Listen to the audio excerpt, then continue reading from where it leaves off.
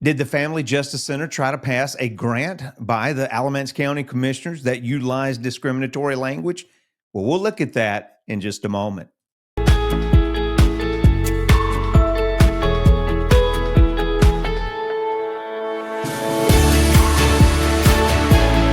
Well, hello and welcome to Alamance County Talks Politics. In this video, we're going back to the January the 27th, 2025 Alamance County Commissioners meeting to look at a particular grant that the Family Justice Center was trying to get passed. It normally would have been passed in the consent agenda, but one commissioner brought this out and he said it was utilizing discriminatory language. We're going to look at that meeting and then I'm going to tell you whether I think it's discriminatory or not. Let's go ahead and get into the meeting.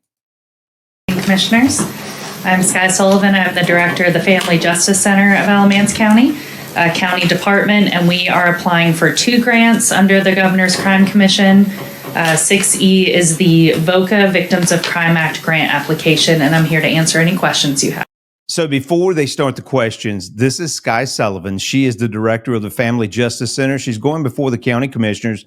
They have already passed one of the grants, but this particular grant comes under the suspicion of the county commissioners. And Ed Priola is going to begin the questioning about this grant. Let's listen to see what he says. 6F has already passed, by the way. Yes, 6F was the VAWA grant application, which is a position the Family Justice Center and the Sheriff's Office shares, and we have been receiving grant funding for that position since 2018. Correct. I just wanted you to know that it already passed. Yes. Thank you. Yes, sir. I had a question about your 5E grant application. I had several questions. Yes, and one, I'm concerned about what appears to be discriminatory language. When you say that you're in the grant that your focus is to serve an, quote, other than white population, to my thinking, that's pretty controversial. It sounds like conditional racism. Can you address that? Sure. So there's a section of the grant application where we have to identify the target population, the population of Alamance County, and who we would serve with the grant. So we pull statistics from the Department of Justice, the North Carolina, or the National Coalition Against Domestic Violence, and the Census Bureau. So that, in quotations, was pulled from the Census Bureau. This application is specifically underserved population, so we have to prove anybody who would be considered an underserved population, which they have a list of. Okay, let me stop it there. So Ed is asking the question about discriminatory language, and then Skye goes on and tries to say that, hey, in order for us to secure this grant, to get this grant, or at least to get a hearing of this grant, we have to identify an underserved population, and the underserved population that they've identified is the Latinx community. Now, Ed brought up an interesting point in the grant that spoke of other than white population. I'm going to show you this grant after this interaction between them two, and I will show you what I believe to be, as Ed says, it appears to be very strongly discriminatory language.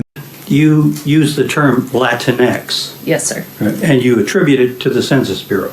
So Latinx actually comes directly from the request for proposal. So we collect these statistics as Hispanic, Latino, Latina, or Latinx, and just use the verbiage that matches the RFP so that we're competitive in the grant application. Well, you're aware that the Census Bureau does not use Latinx. I was not. However, that is the category that is listed in the grant RFP, and this comes from the federal government and the North Carolina Crimes Commission, which is the Department of Public Safety. Okay, and then would you please comment on the cultural appropriateness of the term? When Pew Research states that only 3% of Hispanic Latino individuals prefer it. Yes, so I am mirroring the language that's in the RFP so that we're competitive. So the folks that are scoring these applications are looking for the same language that's in this RFP that goes out for the grant applications. So I just mirror so that we're competitive. So she's utilizing the information that they are looking for in order to secure this grant. And this grant is already, and you're going to hear this, particularly focusing on the Latinx community. Okay. And then finally, we talk about one of your essential partners, one of two. It's called, help me out here, Comunidad. Centro La Comunidad. Yeah, thank you. Right. And this organization is part of the Raleigh Catholic Charities Network. It's an affiliate. It's also part of the Catholic Charities Network in the San Antonio and border area that was flying illegal aliens around the country with FEMA dollars. In fact, a lot of folks don't know that the Catholic Charities Organization Network receives $640 billion a year in federal funding to fly illegal aliens around the country. And with several witnesses reporting to me confidentially, they have been flown here to Alamance County. I'm concerned that this is another part of the treadmill, the conveyor belt for bringing illegal aliens to Alamance County, of which some of them are criminal elements. Yeah, and I think, I've done a little research on this, and Ed is correct. The Catholic charities are being used by the federal government. They have flown people out of the border areas in the Texas area, San Antonio, those areas. They've flown them into different states, different localities, cities, and he's right about that. And so they are taking these people who are coming across the border, and they're flying them across into different sections of the country. And I have a deep concern, the same as he does, that these people are being flown into these areas, and this is just part of the conveyor belt that he mentions. And this is you can examine this, research this, and I think you'll come to the same conclusion. There's tons of evidence for this. Can you address that, please? Sure. That is not something that I have intimate knowledge on. For our purposes for the grant, they do not receive any grant funds. For the grant, they are just a partner that we make referrals to for victims, specifically for VAWA visas. So these are visas that victims of interpersonal violence, so human trafficking mainly, but domestic violence, sexual assault, elder abuse, or child abuse, if they are married to a U.S. citizen or a permanent resident, may apply for. And that is what we make the referral for. Last year, we made 18 referrals to Centro. This is a partner that an organizational partner that you describe as an essential partner, one of two, correct? Essential for the category, which is underserved populations of crime. Other than white populations? Specifically the Latino or Hispanic population. Okay, so now there you have it. So this grant, there's a group of underserved populations, and under that list, that heading of underserved, there is a whole host of other, I guess you could call them more specific groups. And the Latinx is one of those. And so when somebody says it's being used for the underserved, yeah, but it's not being used for all of the underserved. This is being used and intentionally identified for one group of people, the Latinx people. And she just said that. She just said that for this grant, this is the underserved group that they're focusing on. And so when you say it's going to go to help, I've heard people say that this money is going to go to help the whole FJC, the Family Justice Center, and help all. Listen, the grant specifically says the funds, and I'll show you that, are to be used for the Latinx people, for the Latinx group. And I'll show you that in just a moment. So let's listen to this and see how the conversation ends, and I'll take you straight to the grant so we can look at that. And then lastly, I noticed that during the research for this particular piece of legislation, that this kind of aligns with your social justice and equity lens in your strategic plan for 2024-25. I wasn't aware of that equity lens being adopted in the county by units of government. Can you tell me where that is sourced so I can figure out how you can claim to look through things through an equity lens? So the Family Justice Center is made up of a partnership. We have 12 partner agencies on site, but about another 27 that we work with on a regular basis. We went through strategic planning in 2020. We were awarded a grant to pay for an outside facilitator to facilitate that community dialogue. Hey, and I would love to know who that individual was that facilitated this conversation between the different people in Alamance County that makes up the Family Justice Center. I didn't mean to cut her off, but listen to this. The strategic plan of the Family Justice Center. So it's Family Justice Center as an entity and Family Justice Center kind of as a movement or a strategic plan for the community. So our partners came up with the verbiage that went into the strategic plan, and that was adopted. It's a 5-year plan, so it does expire this year. So now I think they're going to focus on who those partners are. If I get it right, there's no statutory authority for that language. No, our strategic plan is based off of what our partners, so this is Alamance County local, so this includes like our judges, our elected clerk of court, our other elected officials like the DA, sheriff's office, our chiefs of police, all of the major partners on making sure what we do at the Family Justice Center is successful. So we had representatives from each of those agencies on the strategic planning committee back in. Yeah, I'd like to see what successful means. If this grant is an image of what it means to be successful, I would say it's being more discriminatory. And these people who have put together this lens, this equity lens that Ed is bringing up, he said it involves judges. Did I hear say it involves maybe the sheriff's department, the DA in Alamance County, the other police agencies in Alamance County? We'll have to look into more of this equity lens and what all is entailed into that. If I could, the only other thing I'd like to add is that we are at the Family Justice Center are trying to diversify our funding so that we don't put as much of a burden with the growth of the Family Justice Center and the increased demand for services back on the citizens of Alamance County. So we frequently look for opportunities with federal grant funds, state dollars. We also have some sponsorships that occur for our Camp Hope program. So we bring in these funds to kind of diversify where our funding is coming from and to meet the growing needs. And for this specific grant, we have always, I believe since 2009 or 2012, I'd have to double check, received Governor's Crime Commission funding because of the cuts to the Victims of Crime Act, where in 2018, the state received $103 million for Victims of Crime Act. In 2025, the entire state is now receiving less than $16 million in Victims of Crime Act.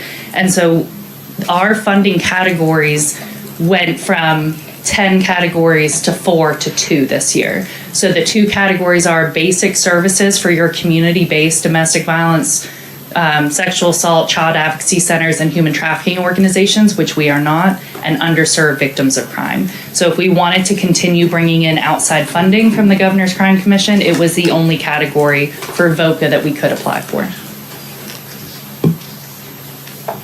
Do we have a motion as to this item? I move to reject the grant proposal. Do we have a second as to that motion?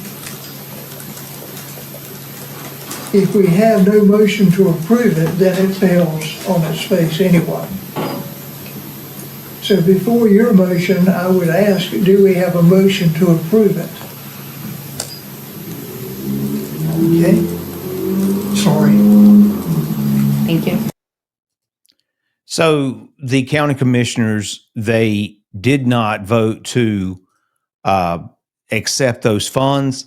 But let me say this: based on what Skye said at the very end, it sounds like that the funding for the Family Justice Center has really come under difficult times, and they're looking for alternative ways to fund it. I would say, nobody is for domestic violence or violence of any kind. If this is a necessary and essential part of Alamance County, then it's something we need to look at potentially funding without the discriminatory language. So here we have the grant. I'm going to quickly move through this. The grant, you can see here, this is the part that Ed Priola was referring to. You look to the right at the very end on the right. It says the other than white population. So that's pretty telling right there. It says is 41.4%, of which 15.4% specifically identifies as Latinx, the Census Bureau. So number one, you see the other than white population. I'll guarantee you if there were another group ethnic group identified there, I mean, you would probably see an outcry against this grant. But you can use that language, the other than white population, and there seems to be no outcry. Secondly, I want you to look at the bottom down here. The project funds will be used to expand access to services and support initiatives that connect Latinx crime victims. Look what it says. The project funds, the totality of the $125,000 will be used to expand access to services and support initiatives that connect Latinx crime victims. Let's move on. I think I've got, and here's the two agencies that Ed talked about. Notice this new navigator position. If I'm not mistaken here, let me click it and see so you can see it. This navigator position, and I'll show you that in just a moment. Notice this new navigator position will create referral processes with agencies, notice, specifically serving the Latinx population, if it'll highlight here, in Alamance County, including City Gate Dream Center and the Centro La Comunidad or something, Comunidad. And so it lists that, and it says they're essential partners of FJC to reach and serve Latinx. No other group. I mean, and notice here, I'm going to continue on. I think I'm going to page 26 here. Notice it says, here it is. Begin project activities. They will hire and train bilingual navigator that will help the Alamance County domestic violence fatality review team. And then it goes, so that navigator is going to be important. And then they're going to increase access to collaborative services for underserved. Now, listen, that underserved is a list of, I don't know, maybe 20, maybe more, maybe a few less, but I think it's about 20 in there that I saw. But the underserved population that they're talking about in this grant is the Latinx population. So let's go ahead. They use that term underserved several times, but the grant specifically specifies this. And notice what it says. Here we go. Right here. It says increase the number of underserved victims who seek services at the Family Justice Center. That's within the confines of this grant. Who are the underserved victims that this grant specifically identifies? It's the Latinx people. And then it continues on and it says client records, this will be the FJC, but here we go.